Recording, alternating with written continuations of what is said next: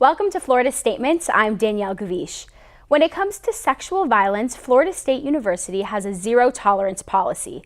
FSU provides various programs and services meant to educate the campus community on responsible conduct and to provide services for victims. Here to speak with us today about this crucial topic is FSU's Sexual Violence Prevention Coordinator, Kori Pruett. Welcome. Hi, thank you for having me. Of course. So I know that sexual assault and violence is often seen as a taboo subject. So in what ways do you guys talk to students about it and how to have positive consent and positive experiences? Yeah, so it's definitely a conversation that we want to make sure when we talk with students, we're empowering them in their decisions. And if they're choosing to engage in sexual activity, how can they do that in a way that all people involved feel empowered and safe in their decisions? So we use a very active definition of consent at FSU when it comes to prevention. So we ask students to ask the question of a capable person with adequate disclosure and without coercion. So how we break that down in presentations and when we're tabling and talking with students is really encouraging them to ask clear questions. So exactly what their intentions are with their partner, whatever that might look like, making sure they're capable so that they're not incapacitated when it comes to alcohol or drugs, that they're of age, that they know what's happening, that they're aware of what the situation is, and adequate disclosures. So important things that they might want to know about from their partner. So if it's important for them to know, as it should be, like when's the last time you've been tested, what is your intention for this relationship? So where do you see this going is a really important question for both parties to discuss. And the last part is without coercion. So really making sure that both parties feel that they're able to say yes or no, or say yes to some parts and no to some parts, because consent is continual. So if you say yes to one thing, it's a continuous conversation with your partner about yes to other things as well. So we really encourage students to have a conversation when it comes to consent.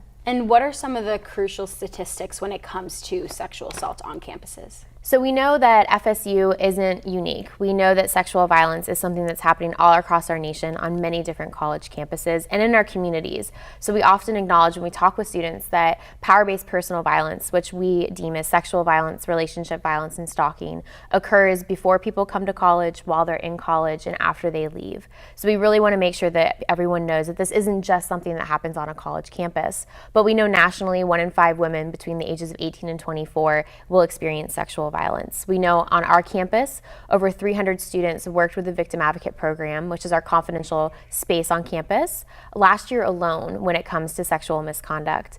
And we also put out an anonymous survey, which is called the National College Health Assessment. And from that, we learned about 1.9% of our FSU students experienced penetration without consent, which is about over 700 students in the past 12 months on our campus. So what can we do as a community to help inform people and prevent such things and lessen the number of people that are victims?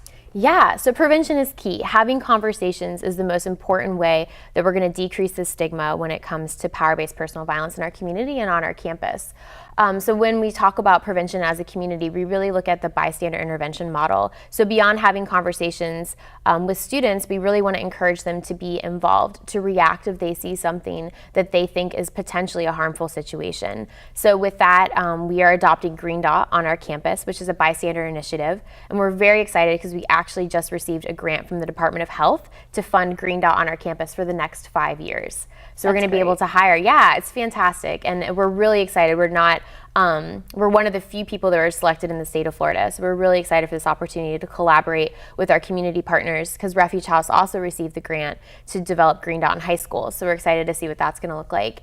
But what Green Dot really focuses on is that moment in time that a person can intervene, that they can maybe see a situation that doesn't sit well with them, because we've all seen that moment where we're like, I'm not really sure what's going on here, but I feel like I should say something. But we acknowledge that not everyone is going to automatically go right up to a situation and be like, oh, let me help you, let me do this. So we want to equip students with realistic tools that they can use to intervene and help. So maybe it's causing a distraction. Maybe it's telling someone that their car is getting towed, so they intervene what's happening. Maybe it's turning on the lights if they're at a party. Maybe it's telling a RA, or maybe it's calling FSU PD if they feel the situation's risen to that level. So whatever they feel that they can realistically do, we want to equip students with that.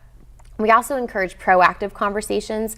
So really asking me to be on right now is a proactive Green Dot, as we would call it. So asking people to, what we do and what we say really shows that we care and that it matters. Because a lot of times when we look at culture change, we think that it's not possible, that we can't decrease our numbers, that we can't change our conversation.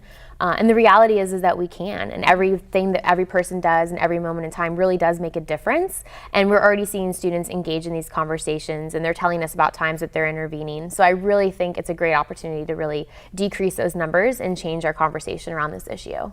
And real quick, I know that you just have the No More initiative. Can you tell us really quickly what it is and just all about it real quick? Yeah, you got it. So the No More initiative is a campaign that started about a year ago. So we just did a re-engagement with the No More campaign this fall. It's really an awareness piece to let students know about confidential resources, where to report if they have a problem or an issue arise, and then also how we can all work to prevent and end it on our campus. Great. Well, thank you so very much for being Yeah, thank here. you for having me. I appreciate it.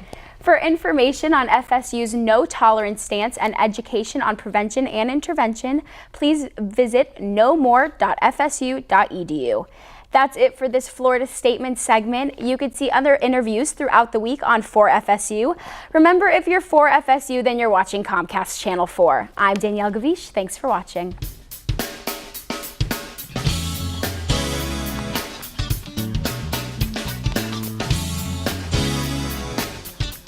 Yeah.